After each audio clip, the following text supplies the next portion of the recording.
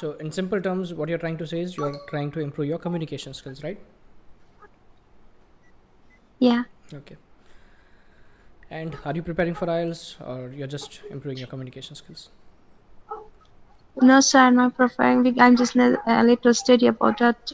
Just I want to catch some information about this exam. All right. So what do you know about this test? Did you do any research? No, sir, it's my first time. It's like, Okay, so you have no idea how this test works. yeah. All right, no worries.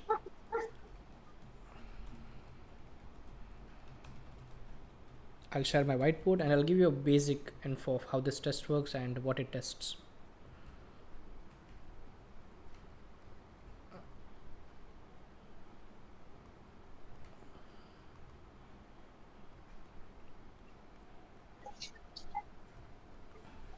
Okay, you should be able to see the whiteboard. Is it visible?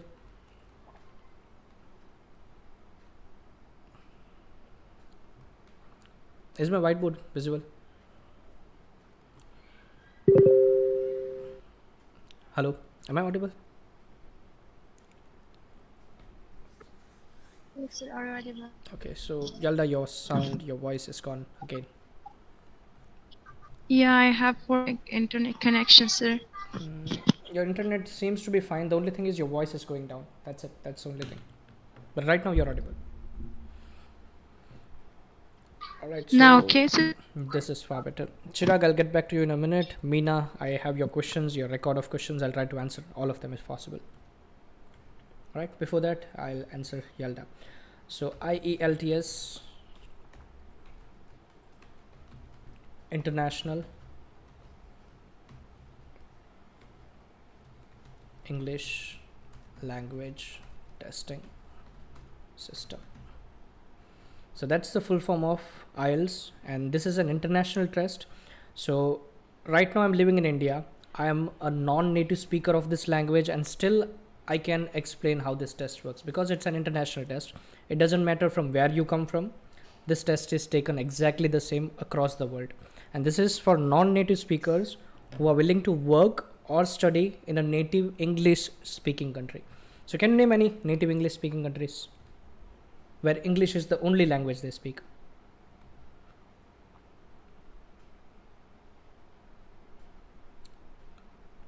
Try to give a few examples. A country where English is the only language they speak. Chirag, Meena, and Yalda.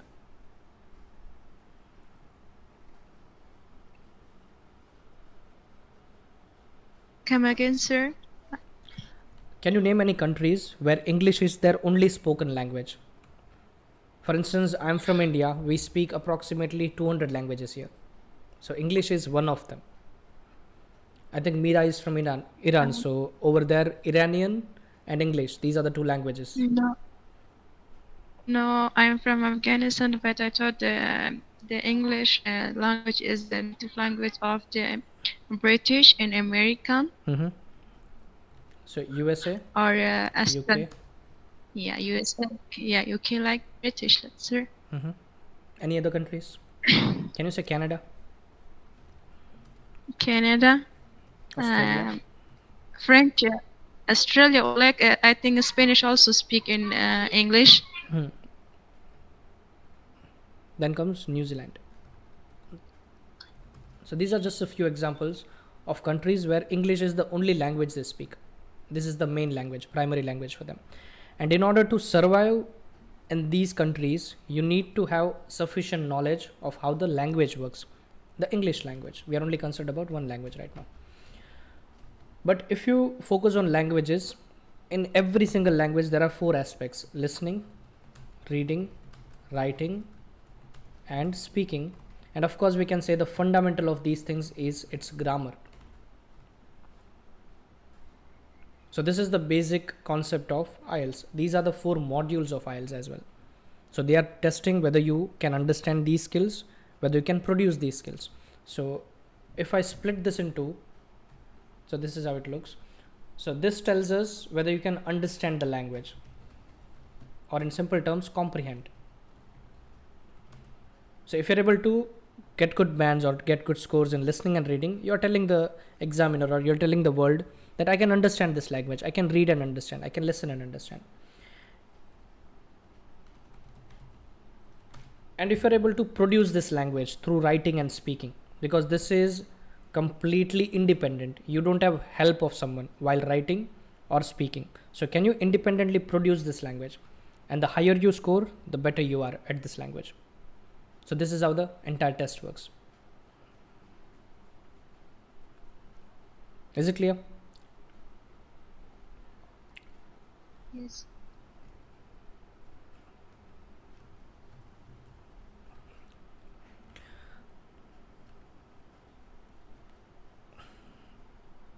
Jalda, this is the basic information about this test. Yes, of course, there are question types, there are listening questions, reading questions, there are criteria, rubrics, and many other things. But this is basically what this test is. This test tests your ability to produce as well as understand this language. That's it. This is the overall of IELTS.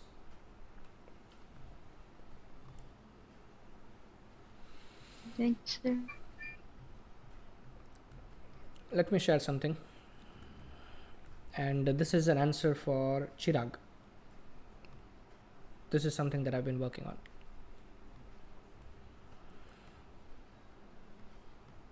Can you see the screen? Yes, sir. All right. So these are all the irregular verbs. I need to still work on this. What I'm planning to do is I'll first share the regular verbs, then the irregular verbs, and all three forms of the irregular verbs. I'll quickly access the notes so I can tell you what it looks like. So to put things in simple perspective, one second. Yeah. So there are verbs specifically regular and irregular. This is for the understanding of everyone. Chirag already knows this concept. Can you guys see the screen clearly? Yes, sir. All right, thank you. So if it comes to regular verbs, let's take an example of cook. In a second, I'll tell you why it is regular or irregular. And for irregular, we'll take three verbs because there are three groups. For group 1, we'll take cut. For group 2, we'll take find. And for group 3, we'll take write. So the reason cook is a regular verb is because there are different forms of the verb. So let's take V1, or so called the base form. So we can say cook. This is the base form of the verb. So I can simply say I like to cook. So I'm using the base form. There is also V2, the past form. So I can simply say cooked. I cooked dinner yesterday. And there is also V3, so called the past participle. It's again cooked. But now if you notice, these two things look similar. So now it's hard to understand whether I'm using V2 or V3. And the example is simple. We can use V3 for perfect tenses. So if you delve into tenses, if you research about tenses, there will be perfect tenses. Past, present and future, perfect. So for these tenses, we'll always use V3, and for passive voice. So when you talk about voices, there are two voices, active voice and passive voice. So in terms of passive voice, we'll use V3. Then there is third person singular. So we are now talking about pronouns. So pronouns, there are personal pronouns. First person singular would be I. Okay, let's write this down. Let's cover this part anyway.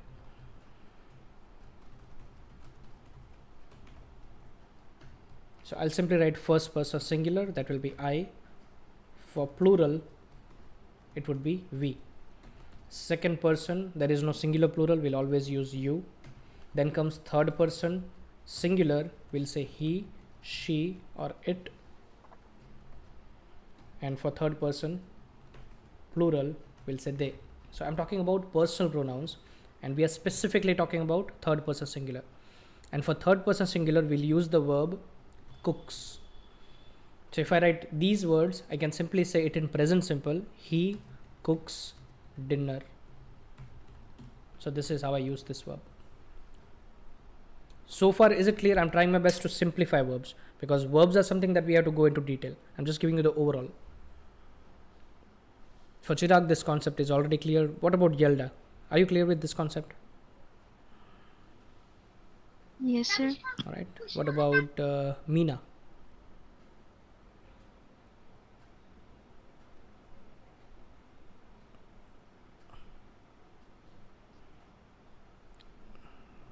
What about Javlonbek? I'm not sure how to pronounce it, but the person who just joined. Yeah, it's right. All right, perfect. Salam. So we are left with one last form of the verb. We completed V1, V2, V3. Then comes the third person singular. Let me write it down.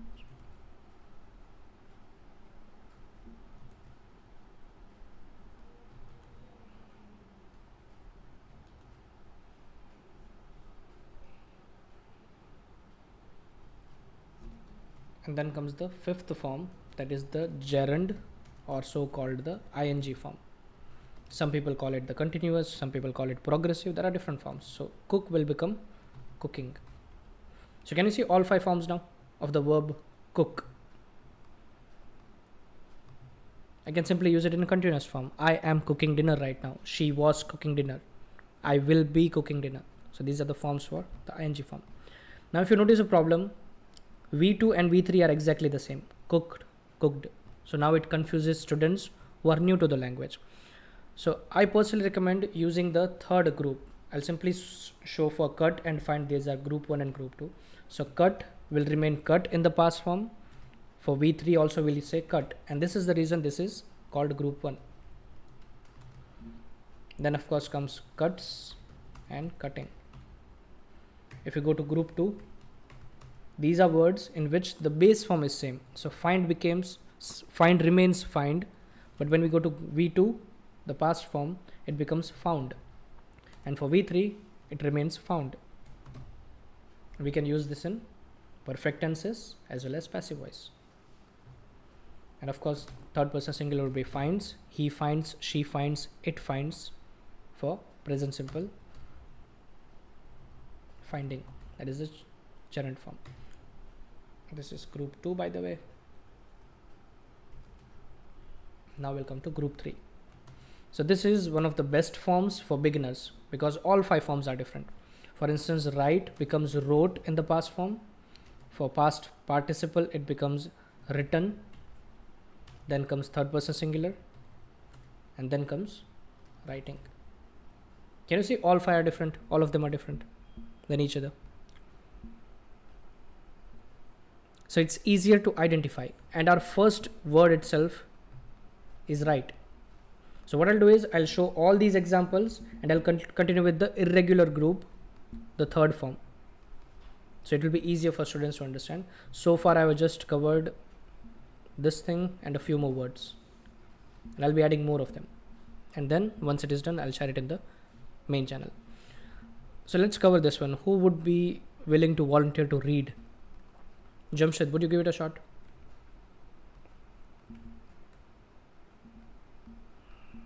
Hi, teacher. Hello. So what am I supposed to do in here? I mean, Just which read. one should I read? Just read, and whenever Jamshed reads something and you guys don't understand how it is done, just stop us. I'll explain how it works. It's simple. You just need to read, and it's easy to understand. Okay, I'll write from the first one, right? Regular verb, right? Just from this sentence. Yeah, so Okay. there's a base form. Number one. Number one. Write irregular verb. Verb 1, base form, write. I want to write an essay. That's the base form. Verb 2, that means the past form of the wrote. I wrote an essay. That should be more specific. I wrote an essay like You can be yesterday specific or by last saying month. yesterday, last month, last week. True. Yes. Yep. Verb 3, past participle form, written. This is sometimes used with the, how to say, perfect tenses. Like how to use it. Past perfect. We have pronouns like I, we, you, he, she, it, they. Yeah. Had written this essay. Present perfect. It was a past perfect. This The next one is present perfect pronouns. I'll start from they. They have written this essay, or he, she, it has written this essay. So there are two Because forms. the Just a second. yes, So when it comes to present perfect, we can either use have for these pronouns, and when it comes to third person singular, he, she, it, this one, we'll use has, yep. correct? But the V3 form will remain Future, perfect. yep. Future perfect. They will have written this essay. It should be a little bit specific. I mean, a teacher, what do you think? Should we learn this kind of things from the time markers? For example, they may have some of things like they have written this. They have written this essay. That is present Like perfect. since I mean, they will have written this essay. There is some time markers, you know. You That, can say they will have written this essay by tomorrow. You can be more yep. specific. This Yeah, is optional. and then we can, yep, option. And we have passive voice. This essay has been written by me. So if you notice, okay, Should I continue? just a second. Let me explain passive voice. Okay. So when you learn grammar from the absolute scratch, you'll learn most of the things in active voice. These are voices. So when I talk about voices, we are simply following the grammatical rule of subject plus verb plus object. And this is how the entire tenses is taught. Whenever you learn about tenses, we always learn it in active voice. Subject, verb and object. So if I say, I am writing this essay, and let's dissect this, let's understand these things in detail. So first of all, we have a capital letter because it is the first sentence. So I, so this is a pronoun. What is am? It's an auxiliary verb. What is writing? It's the ing form of the verb. Now you know these terms. What is this? This is also a pronoun, or you can say it's a demonstrative pronoun. And finally, we have essay. So this is our common noun and our object of this sentence. Is this clear? How we created this active voice? And we added a full stop at the last, of course. Is this clear so far? How to create active voice?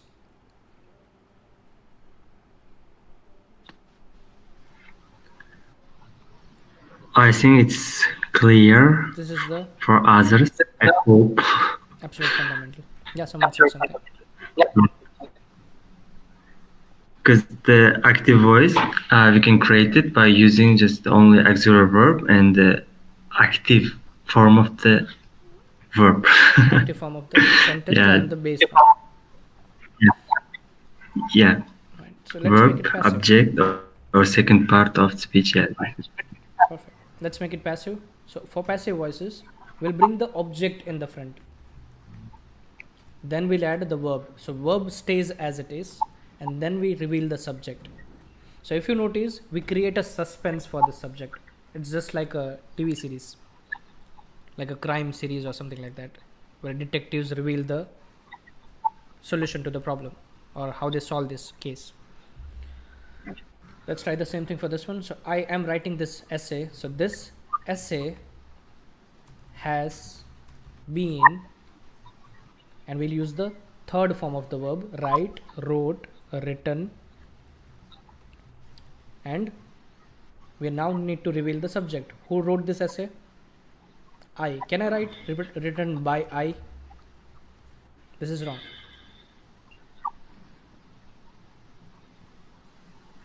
So what should I write here?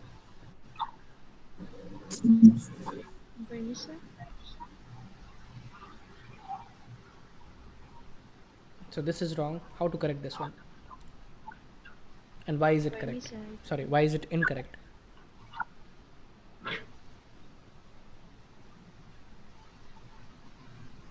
Me. By me. Me is correct. Now why is me correct? And why is I incorrect?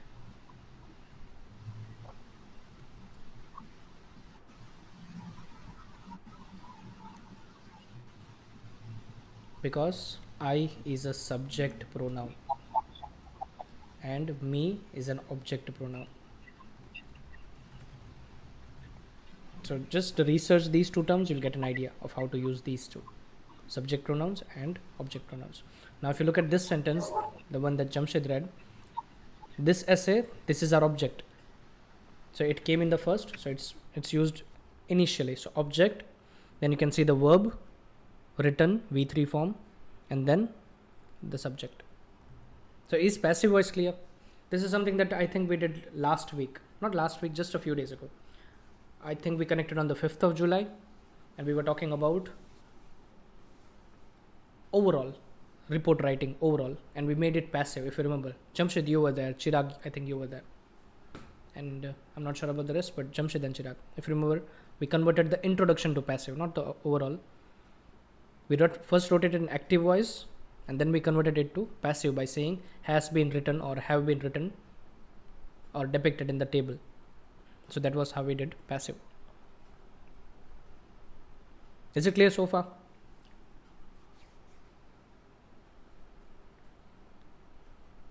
Yes, sir. Alright, Chirag, can you please continue reading from here? Third person singular. Third person singular form, writes. Yeah. He, she, it writes essay on a daily basis. So Present let's talk simple form. about it. So it can be an object or a thing. So let's say ChatGPT for instance. So it's not a person. We cannot say he or she. And if ChatGPT writes our content, so I can say it writes essays for me. And this form is called present simple. We already covered tenses in the past. There was this Q&A session. I think the 61st or maybe the 60th Q&A session was about tenses. So you should know present simple. Right? So he, she, it, whenever using third person singular pronouns, the verb should be also used as third person singular. So writes is our third person singular. Then comes the final form, that is the ing form. We use it for continuous as well as perfect continuous. So total 6 types of sentences with the ing form. Who would like to read further? Pooja, would you like to give it a shot? After you're done reading, I'll give you a brief of what this PDF is. Okay. So where I have to start? General, From where I'm the ing asking. form. Okay.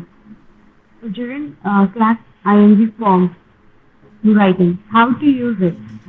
Past continuous, I slash E slash it was writing this essay, or you we they were writing this essay. So if you notice, for the past continuous, we have either was or we have were. So was is used for third person singular pronouns. I, he, she, it. So I was writing, he was writing. But when we switch to other pronouns, you, we, they, will use were. And this is basic stuff. Why? If you read constantly, if you listen to English, the English language, you will know that this is right. Please continue, Pooja. Past perfect continuous, I, we, you, he, she, it, they had been writing this essay. So if it is past perfect, we'll always use had been. Then present continuous. Present continuous, I am writing this essay, or we, you, they are writing this essay, or he, she, it is writing this essay. So if you notice, there is am, there is are, and there is is. So am is are. For present continuous, we'll either use am, is, or are, depending on the personal pronoun. But if I change, Future continuous. sorry, Okay, future continuous. yeah. So if I change these personal pronouns to a person's name, so let's say Pooja. So Pooja comes under he, she, it. So it comes under she. So I can simply say Yes. she is writing an essay. If you're talking about a group of people, we'll consider them under they. So they are writing this essay. And if I'm talking about myself, so I I can say I am writing this essay. This is the difference. The last four. Future continuous. I, be you, he, she, it. They will be writing this essay. So for all the pronouns, we can use will be. We don't have to think about anything when we are talking about future continuous. We can simply use any of the pronouns and we can simply say will be writing this essay. Yeah. What about present perfect continuous? Present perfect. And if we talk about present perfect continuous, I, we, you, they have been writing this essay, or he, she, it have been writing this essay. So we'll either use have or has. We'll only use has for third person singular, he, she, it. And for future, for all the pronouns, we can use will have been. Will have been. I, we, you, he, she, it, they will have been writing this essay. So the reason I started this PDF is because one of my students, they recommended, like I teach these things in the classes, so they recommended that what if we have a PDF where we can refer to these verbs. So I added a few verbs. I still need to work on this, but once it is done, I'll let you know. I'll send this PDF in the group. Right, so it's about how to use verbs. So once you understand verbs, your most of the tenses error, most of your mistakes will be resolved. Alright, and by the way, tomorrow is the IDP's test day, so if you guys have tests, do let me know, so I'll specifically focus on your problems, your doubts.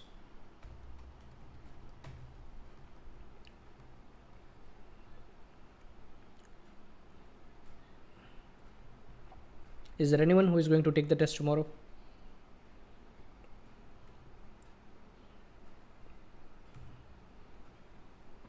Not me.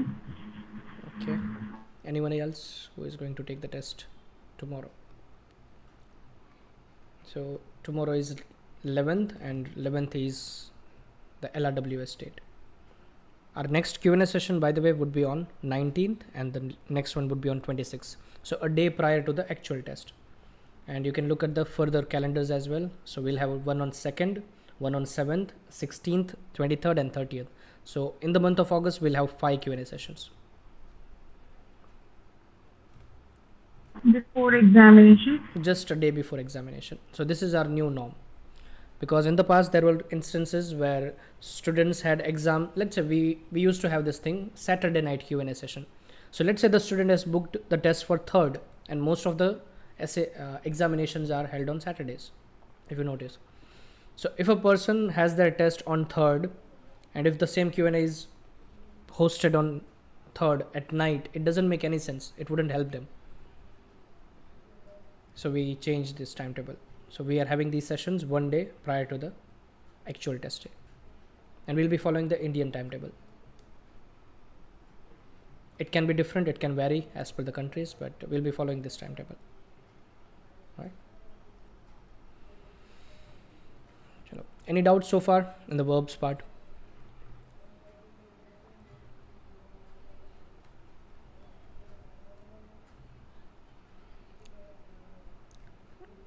Did anyone find this too easy? The verbs, to understand the verbs? Or was it challenging? Yeah, you make it easy. No, it was not a challenge. Now it is not a challenge. Thank you. Yes, Jamshid.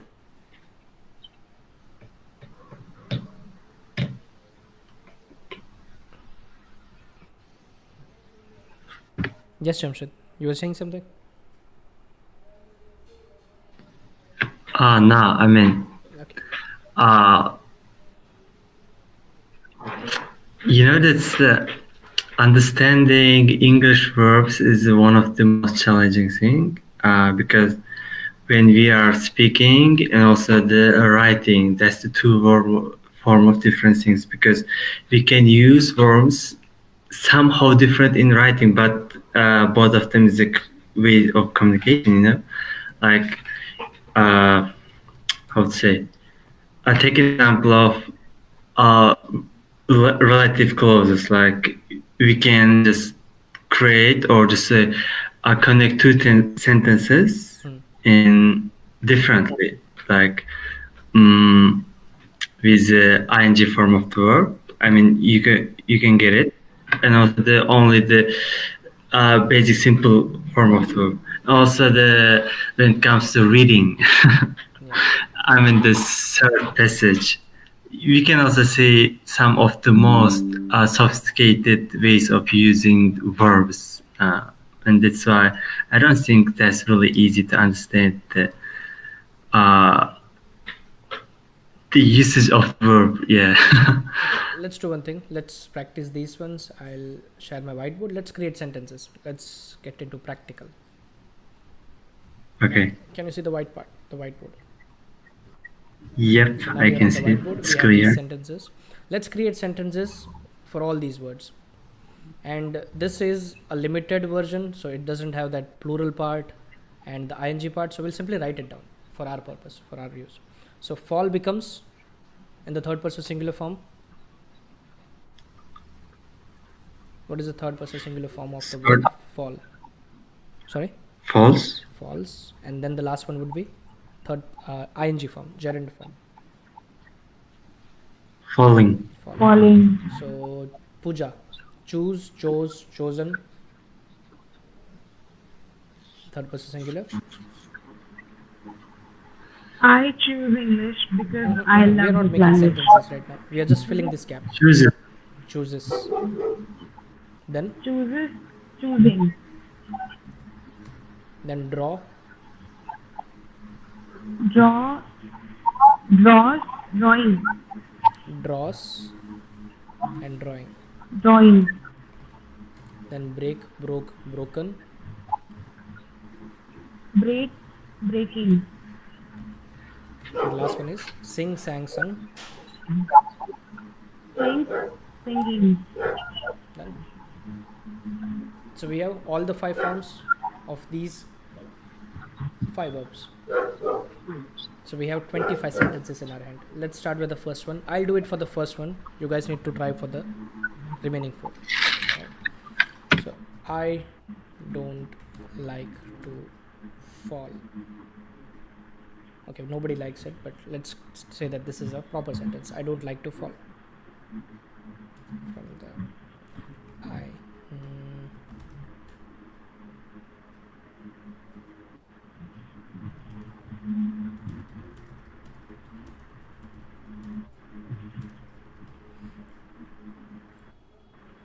Can you guys see that I used the verb fall, and if you observe, I used will.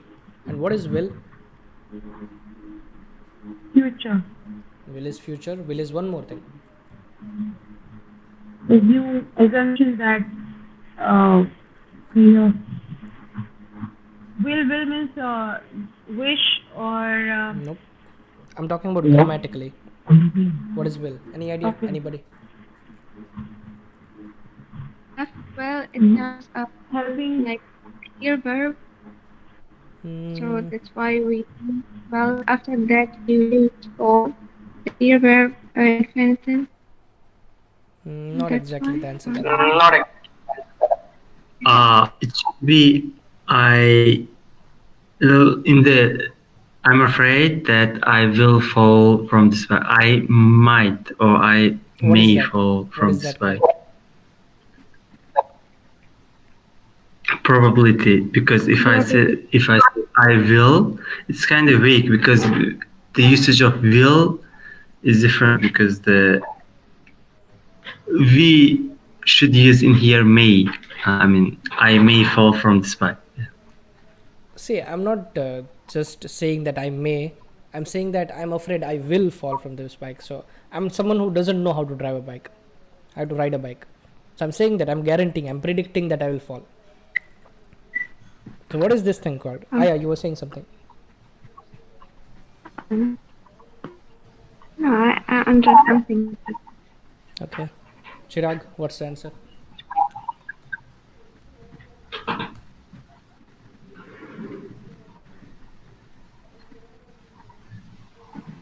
Chirag, Pooja, Yalda, Meena, S. There are many in this group. Okay, so you need to learn this rhyme. Can, could, shall, should, may. Would. Sorry, will, would, Will, would. may, might, must. Might. What are these things? Modal verbs. Modal verbs, yeah. Modal. So here is a simple hack for you guys. Whenever you see a modal verb, use V1. Is it easy to remember now? Let me give an example. Yep, it's easy. So I will write. Let's start with can. I can write. I could speak. I shall leave. You should listen carefully. Then I will enjoy, etc. We would go. I may join. I might work. I must see a doctor. We can flip this one, but what I did is basically I used a modal verb and the first form of the verb, V1. So this is the easiest way to make a sentence. Another thing is you can always use to. So I want to will always use to plus V1 if it is a verb. For instance, I want to, V1 would be study. She wants, third person singular, present simple, to work. So this is an easy hack to remember verbs and how to use it. So once you practice it sufficiently, it would be easier for you to write. Right, so let's complete this task. Sir, I have a question. Mm-hmm. Related with modal verbs, especially. Okay, your voice is not clear. Can you please adjust your mic? Am I audible now? Mm-hmm. Now? Now it's better. Okay. So I have a question related with modal verbs, especially words, and especially its application in reference of past tense. Recently I made a mistake. Maybe I was right, I was wrong. And it was like I read in a newspaper. It was written people would go to the market, and like when we used to, they used to go to the market and they carry cotton bags for safety purpose. So it was written there. And recently I made a mistake. I was speaking and I utilized that, word while speaking. I made a sentence and I got my tongue. They got me wrong. So am I wrong, or I need to do improvisation with this? Okay, let me first explain certain terms and then we'll come back to your point. Right, let's understand can. For instance, can is always used to check someone's ability. So if I ask you, Pooja, can you fly? The answer is no. But can you speak? Now the answer is yes. Is can clear, everybody? Yeah. So one thing is you can check someone's ability, and the second thing is you can also ask for permission. So in simple terms, I can ask, can you read this, Pooja? But I'm also testing your ability. Like, can you speak? Can you read? So I'll check your ability while asking a permission. Right? So now let's say that Pooja told me that she has the ability to read. So Pooja can read. So what if I want to utilize her ability of reading? I can ask her, could you read this for me? Because I already know that she has the ability. What you said is true. Yes, it's more polite. But I'm also telling that someone has the ability to do something and I want her to help me, or I want him to help me. For instance, I am someone who can edit videos. So I used to be a video editor. So someone can simply tell me, like, Jason, could you edit this video for me? So if the same person asks me being a video editor, and they still ask me, can you edit this for me? This question is wrong. This is used widely, but this question is wrong because I'm already a video editor. I know my ability. Got the difference? Can versus could. Yes. Right? Yeah. Let's take shall. So it's not used anymore. It's an English that has expired now. We don't no longer say shall a lot. But let's say someone asks, like, could you edit this for me? I shall do it for you once I'm free. So you are accepting the offer or accepting the request, but you are saying that you will do it later on. I shall do it later on. Now is shall clear? Yes, sir. Right? Let's go to should. So I can give a suggestion, or I can simply say that I'm predicting something. Let me show you both of them. So I can simply say, Jaison, you look sick. You should see a doctor. So it's a suggestion. You should see a doctor. So this is a suggestion. But what if I say, the movie should start momentarily? Now this is something that I'm predicting with the help of should. The clouds are dark. It should rain momentarily. It should rain shortly. Got the idea? Yes, sir. Let's go to will. So will is something that you are predicting with certainty. And this is what Jamshid was saying. I made a statement that I will fall. And I know that if I don't know how to ride, I will fall. I think it's here. Yeah. So what if I don't want to show that probability? I will change the modal verb, but for certainty, I will use will. So I will fall sick if I don't wear a mask and roam outdoors. I can add a context by saying especially in public areas. And depends on our immunity, of course. Let's talk about grammar. So you will be able to make better sentences once you learn how to use verbs effectively.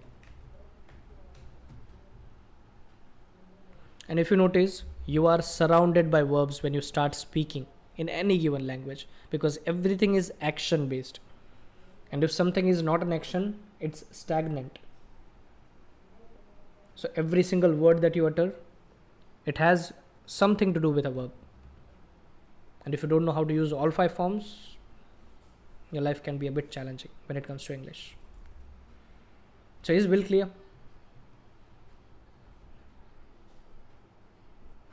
Yeah. Right? So you can also use would to politely ask something. So let's say that someone has the ability to do something. Let's take the same example of video editing. Would you edit this for me? Another one would be, would you mind if I sit here? So what's the answer for this one? Would you mind if I sit here? Yes or no?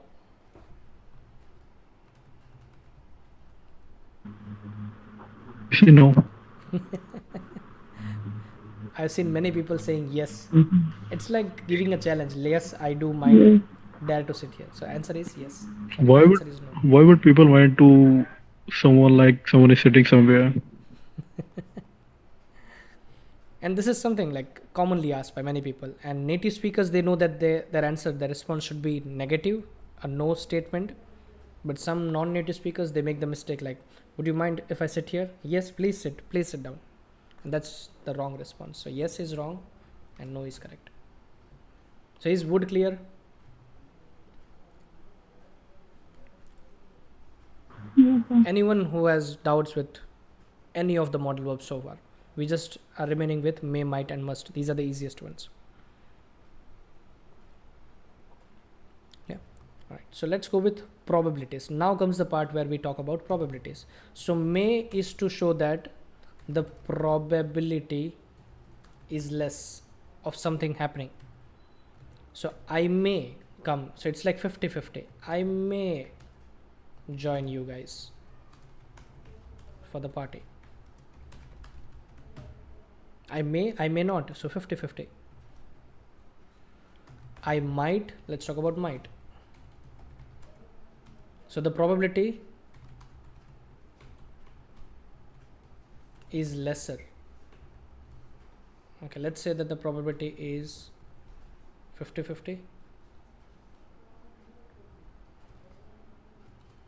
Here the probability is lesser. I might join you guys for the party. So is the difference clear? May and might. Anyone who is stuck with these terms. And once we are done with this modal verb part, we are just left with must. Just drop me a DM, and you guys can start dropping me a DM. I'll share a PDF with modal verbs. This will help you to understand modal verbs in detail. I'm just quickly brushing up the concepts. There are many more things to know.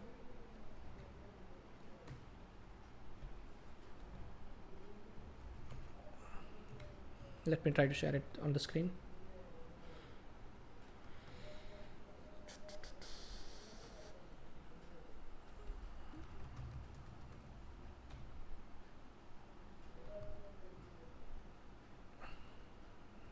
Can you guys see this?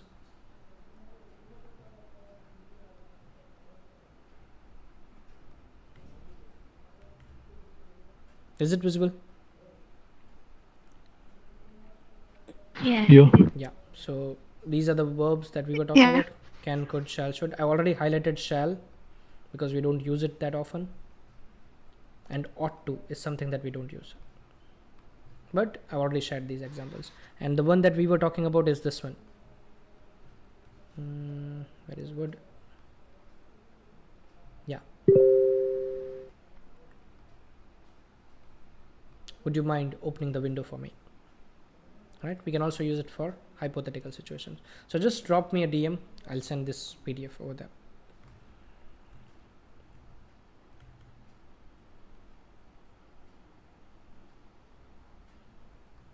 Alright, I'll quickly cover must. Must means you are not forcing someone, but you are just saying that you need to do this. It's an obligation.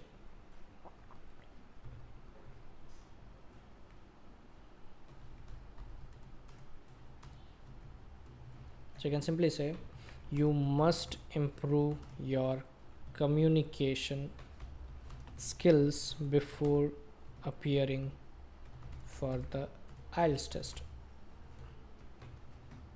Got it? And you can say that something is certain to happen.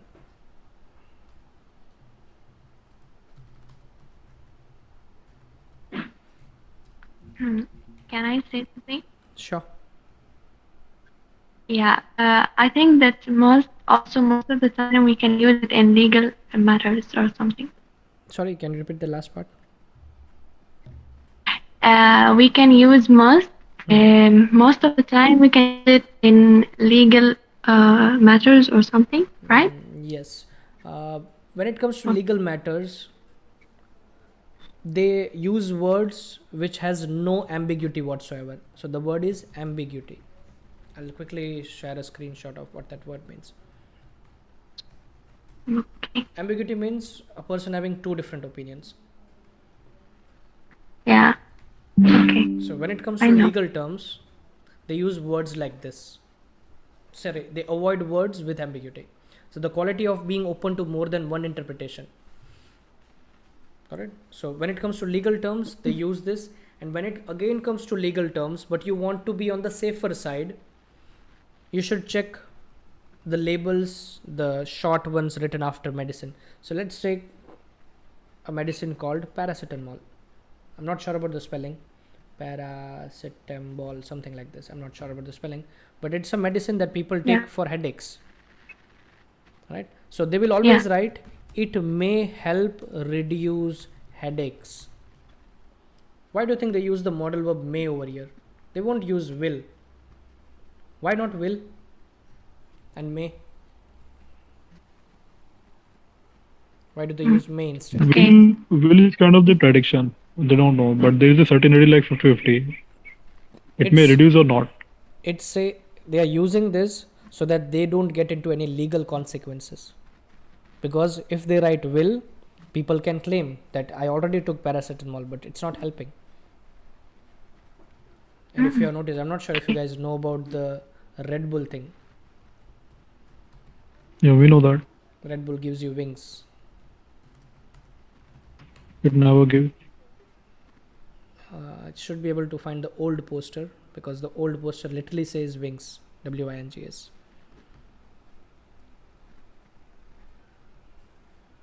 So yeah.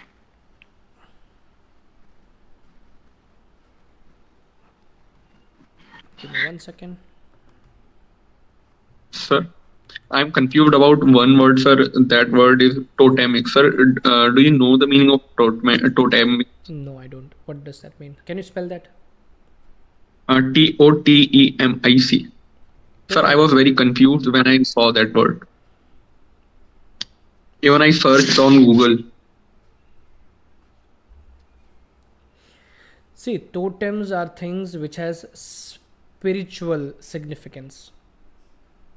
And this is a word that if you don't know, that's completely fine. So here you can read this. It is something spiritual. It is specific to one religion or maybe a few religions.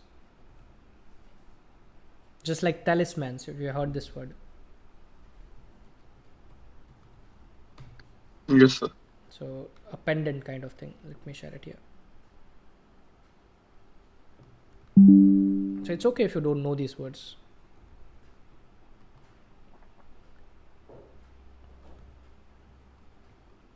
Correct? So these are words specific to certain topics and it will be obsolete in other contexts. So you cannot use it everywhere. Only for religious context you can use this one. Right? So I was sharing this one. So this is an old ad of Red Bull which cost them millions of dollars. There was a guy who constantly drank Red Bull for a couple of years and then he sued this company. And the court ruled against the company and the company had to pay a fine of thousands or millions of dollars. It was too expensive for them. And once this happened, they quickly changed the advertisement and now it looks something like this. So can you see wings with a lot of eyes? And this is the mistake that they did. And companies, especially in terms of healthcare sector, they will never use modal verbs which shows certainty. They will always say it may. Even if you're paying a lot of money for medicines, they will always say it may help. They won't guarantee anything. Got it? And the last one is need. I did not write it here, but need is one of the modal verbs. Need means you are supposed to do this. It's a moral obligation. It's kind of a necessity for you guys. I missed it. Yeah.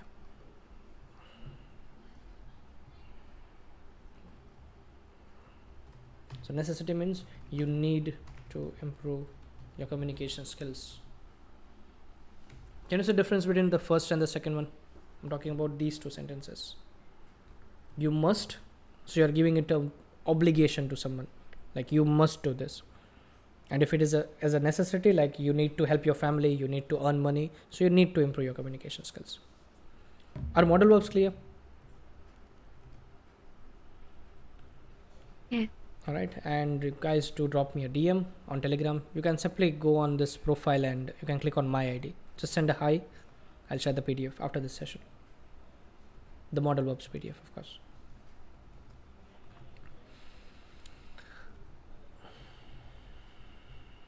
Yeah, we were back here. So let's come back to this one. So I'll finish the first part. In the past form, I would report something in the past as I fell from my bike when I was young. Let's say for past participle, so V3, So the troops have fallen. Okay, let's change it to the cargo has fallen from the ship. He falls for bogus scams every now and then.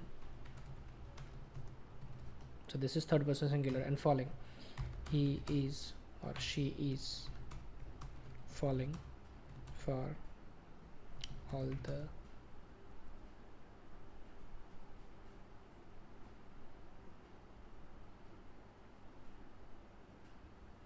okay, I want to say something like sales. If there is an offer, all the offers by malls or advertisements. So advertisements. So are the 5 forms clear?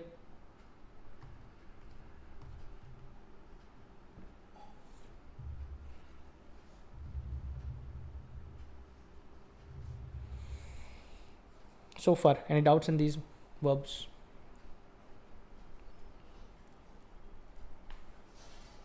No. Great. So try to write a sentence and send it to me on Telegram. I'll check and tell you if it is right or wrong. So take any of these 4: choose, draw, break, and sing. Take a few seconds to take a few minutes. Try to write 5 forms. You can take this as an example and try to make sentences.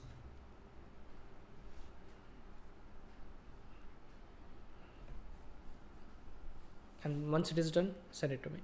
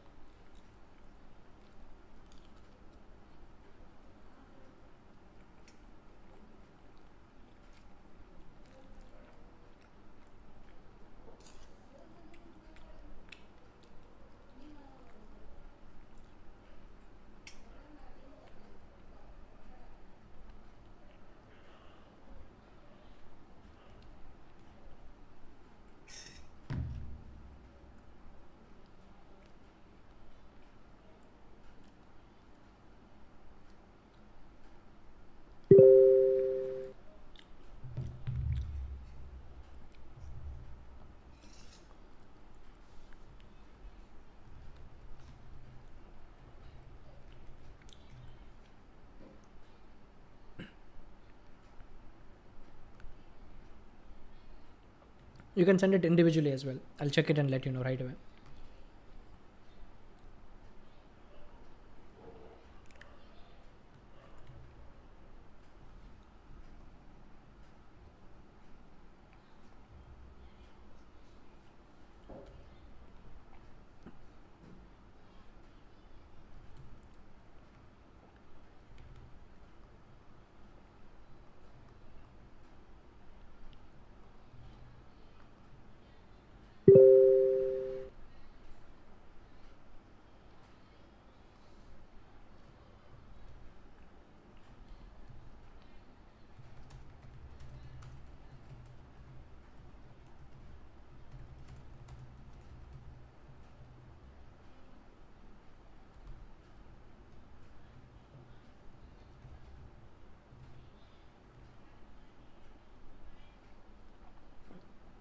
These are the correct ones, so you can save this as well.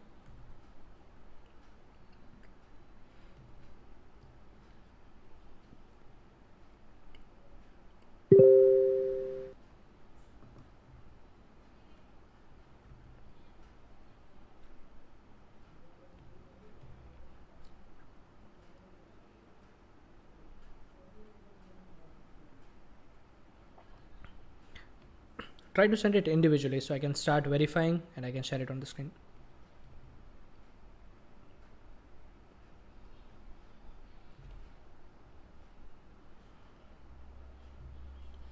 By the way, I already used a model verb, if you guys noticed.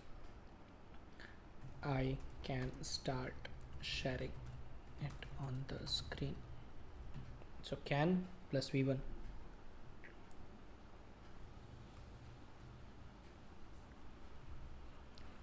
And once you practice it enough, it becomes a habit. So you don't have to think about modal verbs or v1, v2 and v3 and all these things. It comes naturally once you practice it sufficiently.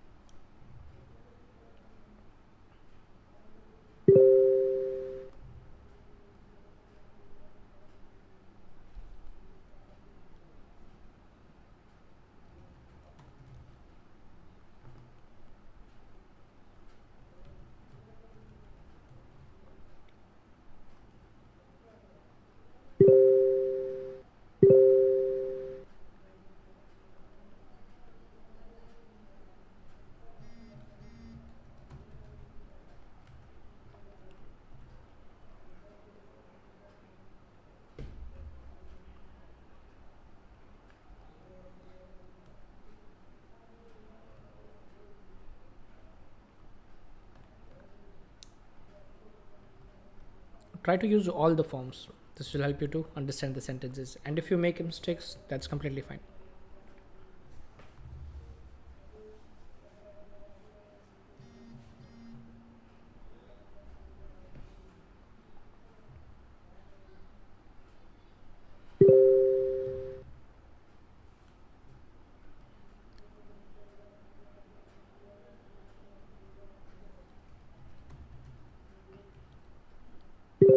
Our first sentence with v3 form.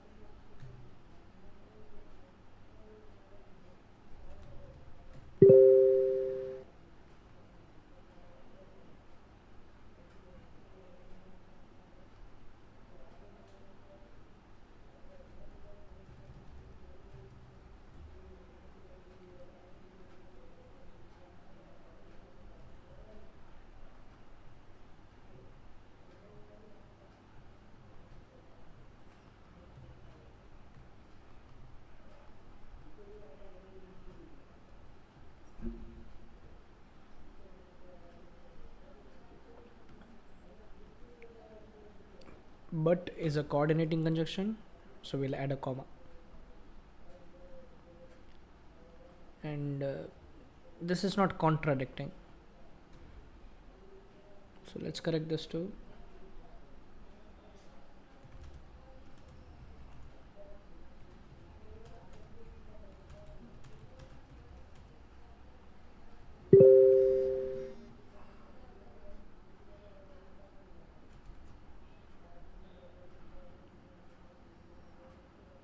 Here the verb is incorrect. Choose should not be there. I chose, so past tense V2.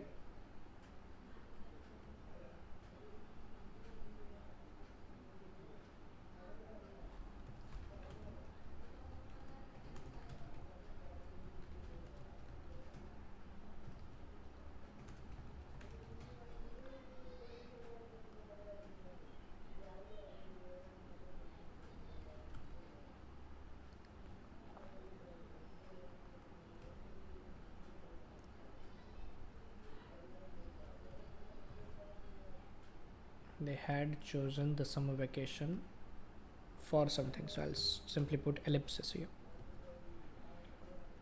You can choose this. No, this is wrong.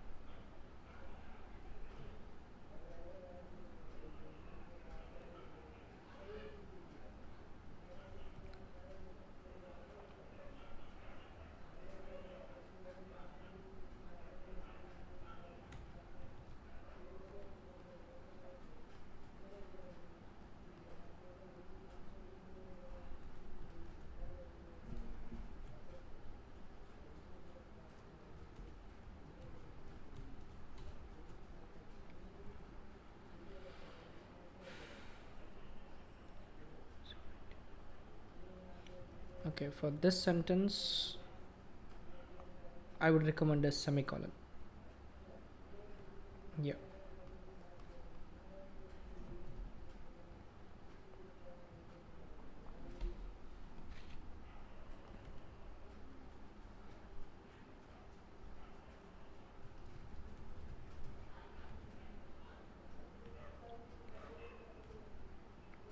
So I guess you guys are able to make sentences now, and all you have to do is make sure that you practice. Another thing what you can do is try to take a piece of paper, a random page from any of the books with proper printed material. You can even take Cambridge volumes. What you're supposed to do is find out all the verbs, all the 5 forms. You'll be able to find all of them, and now try to verify whether it is V1, V2, V3, V4 or V5.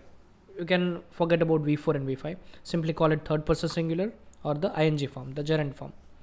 And now try to identify why did the writer choose to use this particular form for this sentence. And you'll be able to figure out whether it is in the present tense, past tense, whether it is active, passive, whether it is perfect or perfect continuous or just continuous. You'll be able to figure out these things. And once you start identifying these things, it will be easier for you to produce it by yourself.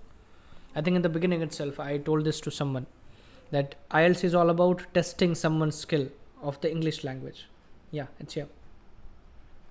So when you produce this language, you need to check your references.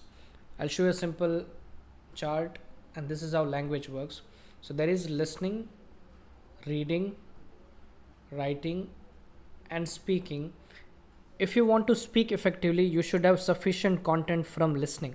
You should listen to a lot of people with proper English, without fillers, without hesitation. So you can just reproduce the same thing.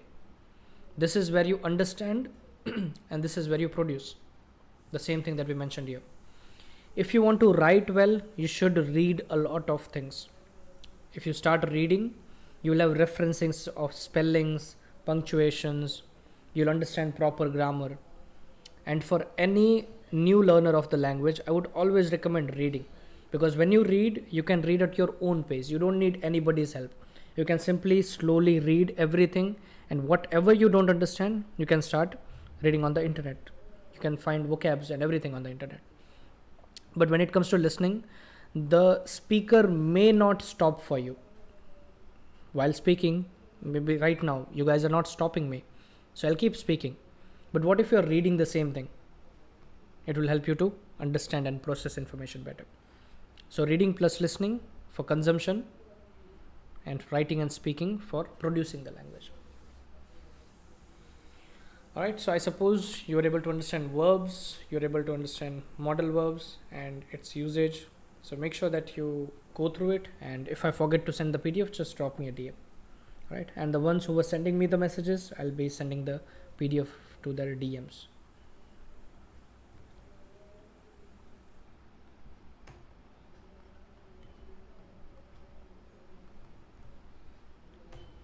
Yeah.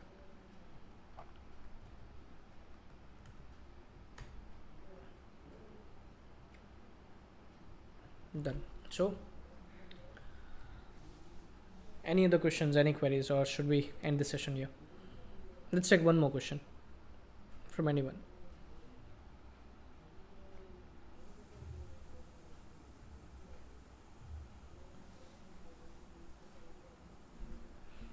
Did my speaker stop working, or nobody spoke for a while now? I have a question, sir, for you. Yeah, go ahead. Sir, I don't know about my level where I am, but I have to be a proficient speaker, sir. So I don't know like how to do it. I'm trying my best, but I could do, sir, at my home. Keep on listening. Whatsoever I have to do, sir, I'm doing. But somewhere, sir, when it comes to what we can say, share my thoughts and ideas and make someone understand. So that's what I'm getting blank sometime. Right. And I don't know, like I need to what we can say remember the vocabulary, or what I should do, sir. Okay. Because when it comes to trying to remember the vocabulary, so as you know, sir, sometimes you can use it, but sometimes you are unable to use it, so when it comes to speaking. Okay, so what should I do get away from these problems? Let's address one problem at a time. So we'll start with your level. So I want you to search this term CEFR band score and go to images, and it will show you this particular page. And let's open this one. This is my personal favorite.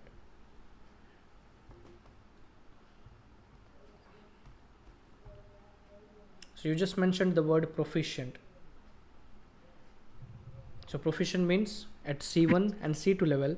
And if you follow this line, okay, let's take it at the bottom. So if you follow the bottom line, we can see that this level starts at 7, not even at 6.5. 6.5 is just the beginning. So 7, 7.5, all the way up to 8. So that is your C1 level. And if you are able to score beyond 8, even if it is listening, reading, writing or speaking, that means you're at a C2 level. So that is what proficiency is called. At a proficient level, you know how to manipulate grammatical rules, you know how to manipulate words, vocabulary as you deem fit, the way you want to manipulate it as per your usage. So in order to do that, you have to first understand how grammar works. There are people who say that we should always break the rules and rules are meant to be broken and stuff. I don't believe that rules are meant to be broken. Rules are there for a reason, so that everybody can follow those rules and learn it. What you should instead focus on is you should first understand every single rule out there and then start manipulating it as you deem fit without breaking the rules. Does it make sense? Yep. Alright, so first learn the rules. Make grammar your strength, not your weakness. So grammar should not be your weakness, first of all, if you want to reach the proficiency level. Another thing is you need to understand word fundamentals. When it comes to vocabulary, words are created out of 3 things. There are roots, there are prefixes, and there are suffixes. So let's take an example of, okay, let me share the PDF if possible. Yeah, I found roots, so let's open roots.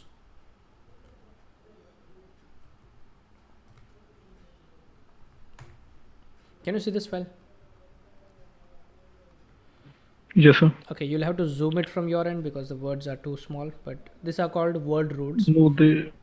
Yeah, these are called word roots.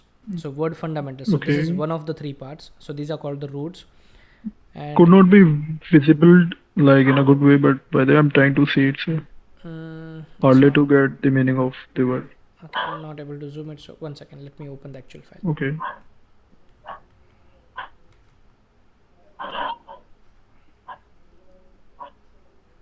Good.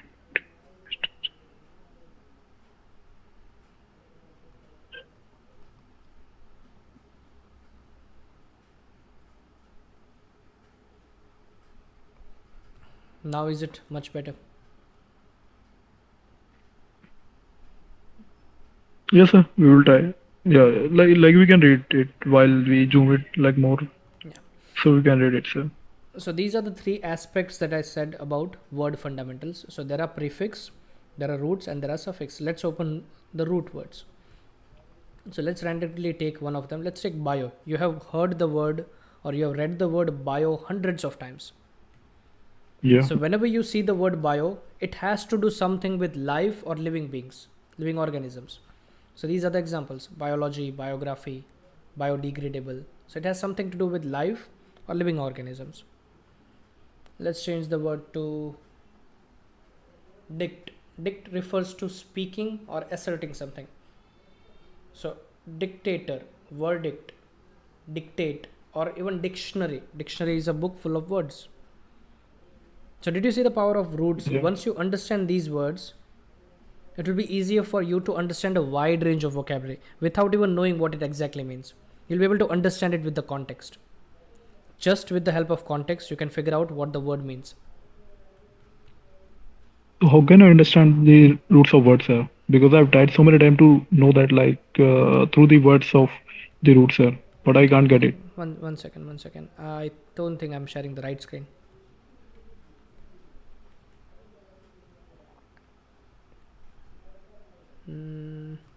Nope, you're not able to see anything. I have to start everything from scratch. Okay, so this was the PDF I was talking about. Now is it visible? Yeah. That is clear. Okay. Alright, so this is what we are talking about. We were talking about word fundamentals. I hope this screen is visible. This particular screen of word fundamentals. Yeah. Yes, sir.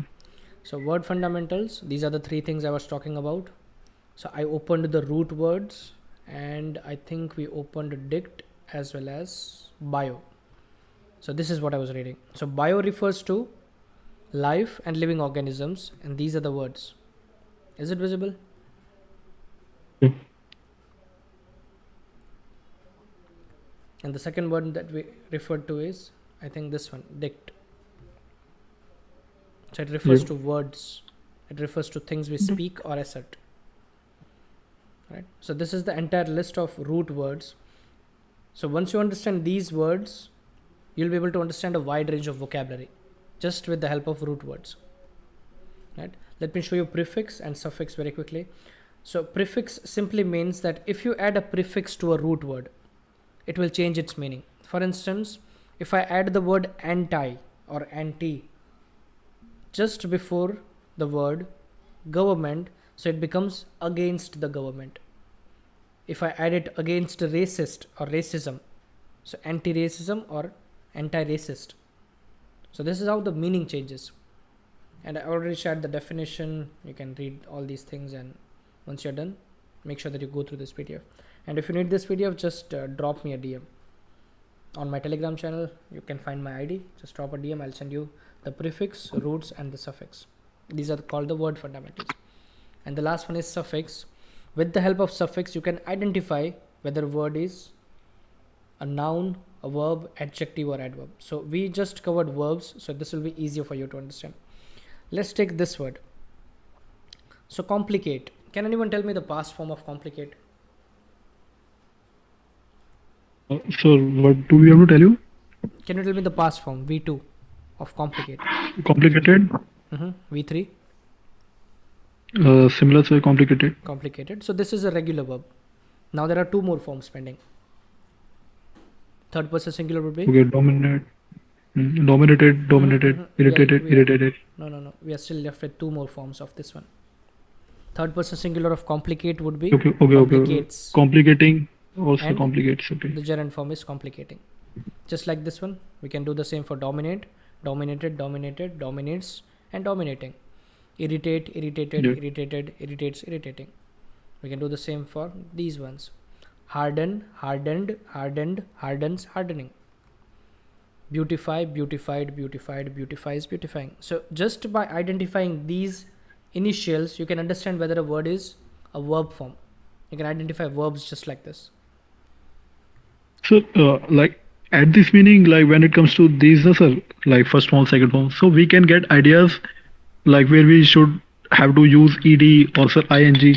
Yes. But when it comes to sir like root words, so we have a problem, sir. How can we relate how can we get the meaning of the root word, sir? Okay, so if you just go through all the common root words, these are all the common root words. So once you read this list, you'll be able to find a lot of these root words in the reading module. Whenever you write something, whenever you read something, you'll be able to find these root words. And you'll be able to identify what this means. And root verbs are different to verbs, or root words are different to nouns. These are different things. Correct? So these are not individual words. These are just a part of the word. And this is called the root. And what you're showing is vocabulary. So when you don't understand an entire vocabulary, you need to dissect it to root words, prefix and suffix. You'll get a clear idea of how the word works. Alright? Yeah. So in order to understand So somewhere words, I don't have any issue of grammar, but I have issue of pronounce what we say, sir, this vocab, sir. vocab, so you need to We will lack understand of. this one. Right, so start with word fundamentals. You can do a research of prefix, roots and suffix, and I'll share this PDF. Like just drop me a DM on Telegram. I'll drop this PDF. Okay, sir. Right. So I think we should end this session here. It's already close to 11:30. Sir, do you give classes or what, sir? Like if I have to join to you, so how could I do? You can drop a DM. You can find my email ID, my phone number on the website. Do you know our website? I think you're new to this channel. Yeah, I'm new, sir. Alright, so let me show it to you.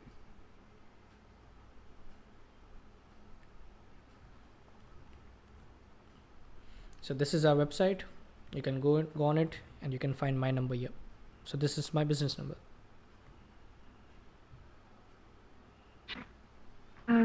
Sir, Okay. what about the next session? Next What session. will we have? Okay, so as I said, we'll be following the IDP's timetable. So let me show you the IDP's timetable. So IDP IELTS, and this is for India. So you can simply go to IDP India IELTS, or I'll just schedule it right away after this session. So if I It would happen every day, also day by like after day, someday. not every day. It's only for India. No, it's for everyone. You guys are from around the world, not just for Indians. But we are following the test dates for these timetables as per these ones. So if you randomly search for this one, Okay. you'll be able to find this calendar.